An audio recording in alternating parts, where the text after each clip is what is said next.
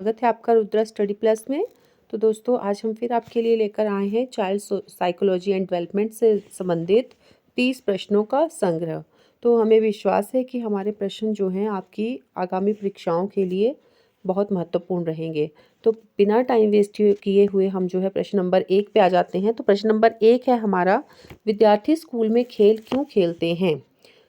उन्हें शारीरिक रूप से शक्तिशाली बनाता है, यह अध्यापकों के कार्य को आसान करता है, यह समय व्यतीत करने में सहायक है, यह सहयोग और शारीरिक संतुलन विकसित करता है। तो ऑप्शन 4 जो है वो सही आंसर है, यह सहयोग और शारीरिक संतुलन विकसित करता है। प्रश्न नंबर 2, अध्यापन और भी अधिक प्रभावशाली होगा यदि अध्यापक अपने उद्देश्य आशयपूर्ण रखेंगे या विषय का ज्ञाता होगा। भिन्न भिन्न सहायक सामग्रियों का प्रयोग करें, शुरू में ही अपने उद्देश्यों की घोषणा करें। तो ऑप्शन 3 जो है वो सही आंसर है, भिन्न भिन्न सहायक सामग्रियों का प्रयोग करें। बिकॉज जब हम भिन्न भिन्न सहायक सामग्रियों का प्रयोग करते हैं तो हमारा जो अध्यापन है यानी कि टीचिंग स्टाइल है या टीचिंग टेक्निक है वो और भी ज़्यादा जो है इम्प्रेसिव हो जाती है। प्रश्न नंबर 3, आधुनिक शिक्षा में रूसो का मुख्य योगदान था? किंडरगार्टन, विश्व प्रेम, अध्यापन में वस्तुओं का प्रयोग, प्राकृतवाद का दर्शन शास्त्र। तो जो रूसो का मुख्य योगदान है वो है प्राकृतवाद का दर्शन शास्त्र, ऑप्शन नंबर 4। प्रश्न नंबर 4, एक बालक वस्तुओं और घटनाओं के विषय में तार्किक रूप से सोच सकता है। पियाजे द्वारा दी गई किस अवस्था की यह विशेषता है? संवेदी प्रेरक, पूर्व संचालन, स्थूल संचालन या औपचारिक संचालन। तो ऑप्शन 3 जो है इसका सही आंसर है, स्थूल संचालन। क्वेश्चन नंबर 5 पे आ जाते हैं हम। निम्न में से कौन सा बालक की सामाजिक मनोवैज्ञानिक आवश्यकताओं से संबंधित नहीं है? सामाजिक स्वीकृति या अभिमूल्य की आवश्यकता, भावात्मक सुरक्षा की आवश्यकता, शरीर से व्यर्थ पदार्थों का नियमित निकास, संगत की आवश्यकता। तो ऑप्शन 3 जो है वो सही आंसर है, शरीर से व्यर्थ पदार्थों का नियमित विकास। क्वेश्चन नंबर 6, बुद्धिमत्ता के संदर्भ में निम्न में से कौन सा कथन सही है? बुद्धिमत्ता समायोजन की योग्यता है, बुद्धिमत्ता शिक्षण की योग्यता है, बुद्धिमत्ता संक्षिप्त तर्क की योग्यता है या उपरोक्त सभी। तो बुद्धिमत्ता के संदर्भ में जो ये तीनों ऑप्शन हैं वो सही हैं। बुद्धिमत्ता जो है समायोजन की योग्यता है, यानी कि समय को कैसे यूटिलाइज करना है, उसको कैसे डिवाइड करना है, उसको कैसे यूज़ करना है। बुद्धिमत्ता शिक्षण की योग्यता है, बुद्धिमत्ता संक्षिप्त तर्क की योग्यता है। तो ये तीनों ऑप्शन सही हैं, तो इसलिए हम जो है उपरोक्त सभी को लॉक करेंगे, इसको टिक करेंगे। प्रश्न नंबर 7, माइंड मैपिंग संबंधित है व्यापकता को बढ़ाने की तकनीक, साहसिक कार्य की कार्य योजना, मन का चित्र बनाना या मानसिक कार्यों की खोज। तो ऑप्शन 4 जो है वो सही आंसर है, मानसिक कार्यों की खोज। प्रश्न नंबर 8, बाइगोत्स्की ने बाल विकास के लिए सुझाव दिया है? सांस्कृतिक जैविक तत्वों से संबंधित, सामाजिक अंत्यक्रिया का फल है, औपचारिक शिक्षा का फल है या फिर परिणाम और अनुकूलन का फल है। तो ऑप्शन 2 जो है वो सही आंसर है, सामाजिक अंतर्क्रिया का फल है। प्रश्न नंबर 9, बच्चे की सोच को सार की बजाय ठोस अनुभव या धारणाओं से शिक्षा दी जाती है, यह अवस्था डैश से डैश है। तो 7 से 12 वर्ष है, 12 से प्रौढ़ावस्था है, 2 से 7 वर्ष है या जन्म से 2 वर्ष तक है। तो ऑप्शन 1 जो है वो सही आंसर है, 7 से 12 वर्ष। प्रश्न नंबर 10, अध्यापक का मुख्य कार्य क्या है? अध्यापन कार्य का प्रबंध करना, कक्षा में भाषण देना, बच्चों की देखभाल करना या मूल्यांकन करना। तो ऑप्शन 1 जो है वो सही आंसर है, अध्यापन कार्य का प्रबंध करना। प्रश्न नंबर 11, आप अध्यापन व्यवसाय पसंद करते हैं, इसमें कम उत्तरदायित्व होते हैं, आपकी इसमें रुचि है, यह आसान है या आपको अधिक छुट्टियां देता है। तो अध्यापन व्यवसाय को अगर हम पसंद करते हैं तो हम इसलिए नहीं इसको पसंद करते हैं कि इसमें उत्तरदायित्व कम होते हैं या ये आसान है या इसमें छुट्टियां ज़्यादा होती हैं। हम कोई भी व्यवसाय जब अपनाते हैं तो हमारी जो है उसमें रुचि होना बहुत ज़्यादा इम्पॉर्टेंट होता है। तो ऑप्शन 2 जो है इसका सही आंसर है। प्रश्न नंबर 12, यदि एक अध्यापक के रूप में आप एक संस्थान में शामिल होते हैं जहां व्यवस्था के किसी बदलाव का जोरदार विरोध होता है तो आप क्या करोगे? वातावरण के आगे झुक जाओगे, अपनी श्रेष्ठता दिखाने की कोशिश करोगे, प्रधानाचार्य को नए तरीकों और तकनीकों के विषय में जागरूक करोगे और स्टाफ को विश्वास में लोगे, या पुराने तरीकों की आलोचना करना शुरू कर दोगे। तो जब भी आप कहीं नए संस्थान में जाते हैं और आपको लगता है कि वहाँ जो है नए बदलाव का जो है समर्थन नहीं होता है या विरोध होता है, तो आप सिंपल सी बात है प्रधानाचार्य को नए तरीकों और तकनीकों जो टेक्निक्स हैं उनके विषय में जागरूक करोगे और स्टाफ को भी अपने विश्वास में लोगे, यानी कि ऑप्शन 3 जो है वो सही आंसर है। प्रश्न नंबर 13, अब आपने नए विचारों से भरी नई पुस्तक पढ़ी है, आप क्या करोगे? इन विचारों को स्वयं तक रखोगे, इन विचारों को अपने परिवार के सदस्यों के साथ साझा करोगे, इन विचारों को अपनी पसंद के विद्यार्थियों के साथ साझा करोगे, या फिर इन विचारों को अपनी कक्षा में साझा करोगे? तो ऑप्शन 4 जो है सही आंसर है, इन विचारों को अपनी कक्षा के साथ जो है वो साझा करेंगे। क्वेश्चन नंबर 14, अच्छे नागरिकों के गुण सिखाने के लिए क्या किया जाना चाहिए? उन्हें कुछ समय के लिए सामूहिक रूप से कार्य करने का अवसर दिया जाना चाहिए, उन्हें महान व्यक्तियों की जीवनी या को पढ़ने को कहा जाना चाहिए, अध्यापकों को नागरिकता पर भाषण देना चाहिए, या सामूहिक कार्यों में अभिधान इकट्ठा किया जाना चाहिए? तो ऑप्शन 1 जो है वो सही आंसर है, उन्हें कुछ समय के लिए सामूहिक रूप से कार्य करने देने का अवसर दिया जाना चाहिए। बिकॉज जब हम सामूहिक रूप से यानी यूनिटी से या संगठन में रहकर कोई टीम वर्क करते हैं तो वहाँ से हम जो है बहुत सारे गुणों को सीखते हैं जो कि हमारे अच्छे नागरिक बनने में हमें सहायता करते हैं। जैसे कि हम वहाँ पे जो है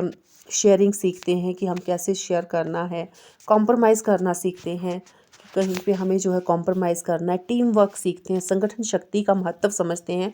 तो ये सब चीज़ें जो हैं हम लोग जो है अच्छे नागरिकों के लिए ये ज़रूरी है, और इसको सिखाने के लिए क्या करना चाहिए? टीम वर्क देना चाहिए, यानी सामूहिक रूप से कार्य करने के लिए का एक अवसर देना चाहिए बच्चों को। प्रश्न नंबर 15, यदि आप स्कूल खोलते हो और आप जेल बंद करते हो, इसका अर्थ है कि स्कूल उस भूमि पर बनाए जाने चाहिए जहाँ जेल हो, शिक्षा का प्रसाद अपराध खत्म करना है, स्कूल के बच्चे जेल की इमारतों पर पत्थर फेंकते हैं, या स्कूल खुलने के कारण जेल के अधिकारियों को दुख होता है। तो शिक्षा का प्रसार अपराध को खत्म करता है। ऑप्शन नंबर 2 जो है वो इसका सही आंसर है। प्रश्न नंबर 16, कक्ष में अध्यापन के लिए किस प्रकार का वातावरण अच्छा है? दमनात्मक, लोकतांत्रिक, शांतिपूर्ण, लेसेज फेयर? तो ऑप्शन 2 जो है वो सही आंसर है, लोकतांत्रिक होना चाहिए। प्रश्न नंबर 17, निम्न में से कौन सा कथन सत्य नहीं है? जीव कौशलों का अभिग्रहण परिपक्वता का एक भाग है, जीवन कौशलों का अभिग्रहण सामाजिक प्रक्रिया का एक भाग है, जीवन कौशल प्रत्यक्ष रूप से ढलते हैं, जीवन कौशल सीखे जाते हैं? तो ऑप्शन 1 जो है वो सही आंसर है, जीव कौशलों का अभिग्रहण परिपक्वता का एक भाग है। प्रश्न नंबर 18, परिवार का अर्थ है अनौपचारिक शिक्षा, औपचारिक शिक्षा, गैर औपचारिक शिक्षा, या दूरवर्ती शिक्षा? तो ऑप्शन 1 जो है अनौपचारिक शिक्षा जो है वो इसका सही आंसर होगा। प्रश्न नंबर 19, अध्यापक के लिए प्राथमिक सहायता का ज्ञान क्यों आवश्यक है? विद्यार्थियों को किसी भी समय प्राथमिक सहायता की आवश्यकता पड़ जाती है, अध्यापक को इसकी आवश्यकता अपने स्वास्थ्य के लिए है, बच्चों के इलाज के लिए जो खेल के मैदान में घायल हो जाते हैं, यह अध्यापक की ज्ञान में वृद्धि करता है। तो जो इसका सही ऑप्शन है वो है ऑप्शन नंबर 1, विद्यार्थियों को किसी भी समय जो है प्राथमिक सहायता की आवश्यकता पड़ जाती है, इसलिए जो एक अध्यापक होता है उसको प्राथमिक सहायता की जो जानकारी है वो ज़रूर होनी चाहिए। प्रश्न नंबर 20, निम्न में से कौन सा संकेत बच्चों में दृष्टि समस्या की ओर इशारा नहीं करता है? निर्देशों का पालन करने में कठिनाई, त्योड़ियाँ चढ़ाना, डगमगाना, या दूरी का अनुमान लगाने में अयोग्य होना? तो निम्न में से कौन सा संकेत बच्चों में दृष्टि समस्या की ओर इशारा नहीं करता है? जो दृष्टि दोष होता है, देखो निर्देशों का पालन नहीं करने में कठिनाई होना, ये भी दृष्टि दोष हो सकता है। डगमगाना यानी कि चलने में कठिनाई होना, ये भी दृष्टि दोष की वजह से हो सकता है। दूरी का अनुमान ना लगाने में अयोग्यता, ये भी जो है दृष्टि का दोष हो सकता है, विजन की प्रॉब्लम हो सकती है। जो त्योड़ियाँ चढ़ाना यानी कि गुस्सा करना या मुंह बनाना, ये जो है दूरदृष्टि का या दृष्टि की समस्या का की ओर इशारा नहीं करता है। तो ऑप्शन 2 जो है वो सही आंसर है। कई बार जो है क्वेश्चंस को ऐसे घुमाया जाता है कि क्वेश्चन होता कुछ नहीं है, पर उसको जो है उसकी टेक्निक को या उस क्वेश्चन को डीपली जो है समझ से आप करोगे तो आंसर जो है आपको बिना लर्न किए हुए भी आप क्वेश्चंस के आंसर को दे सकते हो। तो क्वेश्चन नंबर 21 पे आ जाते हैं। शारीरिक रूप से विकलांगता व्यक्तियों के लिए निम्न में से कौन सा सबसे संतोषजनक रक्षा यंत्र हो सकता है? तो ऑप्शन नंबर 1 है पहचान, वैज्ञानिक पुनर्गठन, कल्पना, या इनमें से कोई नहीं? तो ऑप्शन नंबर 3 जो है वो सही आंसर है कल्पना। प्रश्न नंबर 22 डैश प्रतिभाशाली बच्चे का चिन्ह नहीं समझा जाता है। यानी कि क्या प्रतिभाशाली बच्चे का चिन्ह नहीं समझा जाता? रचनात्मक विचार, दूसरों से झगड़ा करना, अभिव्यक्ति में भिन्नता या जिज्ञासा। तो ऑप्शन नंबर 2 जो है वो सही है। दूसरों से झगड़ा करना जो है प्रतिभाशाली बच्चे का चिन्ह नहीं समझा जाता है। प्रश्न नंबर 23 प्रतिभाशाली बच्चा कैसा होता है या क्या है उसके गुण? तीव्रता और आसानी से सीखता है, बिना रट्टा लगाए जो है वो पढ़कर ही पाठ को याद कर सकता है, कारण ढूंढता है या अल्पकाल के लिए उत्तेजित होता है। तो जो प्रतिभाशाली बच्चा होता है वो अल्पकाल के लिए उत्तेजित होता है। प्रश्न नंबर 24 विद्यार्थियों को कक्षा में क्या सक्रिय और सचेत बनाता है? तो जो एक्टिव और जो है बच्चों को एक्टिव और जो हम कह सकते हैं कि उनको एक्टिव बनाता है प्रतिभाशाली व्याख्यान, प्रस्तुति में विभिन्नता, उदाहरण या रंगीन आलेख। तो प्रस्तुति में विभिन्नता, ऑप्शन नंबर 2 जो है वो सही आंसर है कि बच्चे जो हैं एक्टिव और अलर्ट रहते हैं प्रस्तुति में भिन्नता के कारण। अदरवाइज जो बच्चे जो हैं वो लेथार्जिक हो जाते हैं, लेजी हो जाते हैं। प्रश्न नंबर 25 अध्यापक को अंक देने में उदार होना चाहिए। सही है, आंशिक सही है, आंशिक गलत है या फिर गलत है। तो जो एक अध्यापक होता है उसको अंक देने में उदार जो है नहीं होना चाहिए। जो सही मूल्यांकन है उसी के अकॉर्डिंगली जो है एक अध्यापक को अंक देने चाहिए। तो प्रश्न नंबर 26 पे आ जाते हैं अब हम। प्रश्न नंबर 26 है हमारा, अध्यापक द्वारा निर्देशित पुस्तकों में से पढ़ाए गए प्रश्नों को जब कोई विद्यार्थी अलग ढंग से हल करने की कोशिश करता है तो इन विद्यार्थियों को किया जाना चाहिए। विषय पर कुछ अन्य पुस्तकें बताने पर उत्साहित, विषय पर कुछ अन्य पुस्तकें बताने के लिए उत्साहित, पीरियड के बाद अपने अध्यापक से बात करने का सुझाव, परीक्षा में अच्छे अंक लेने के लिए कक्षा में बताए नोट्स का अनुकरण करने का सुझाव। तो ऑप्शन 2 जो है विषय पर कुछ अन्य पुस्तकें बताने के लिए उत्साहित करना, ये जो है इसका सही आंसर है। प्रश्न नंबर 27 पे आ जाते हैं हम।